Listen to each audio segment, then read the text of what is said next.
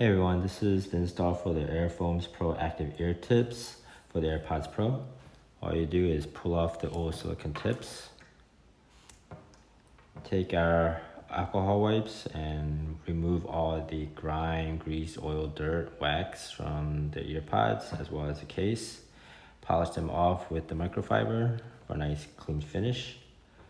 Then we take one of the ear tips and we'll have grooves on the ends as well as vented slots. So all you do is line up the ovals and it clicks right in. Pretty simple. We have our foam tip covered and protected by our silicone shield, and which lasts 5 times as long as any ear tips out there that's just memory foam. We also sell small, medium, large, same size sets.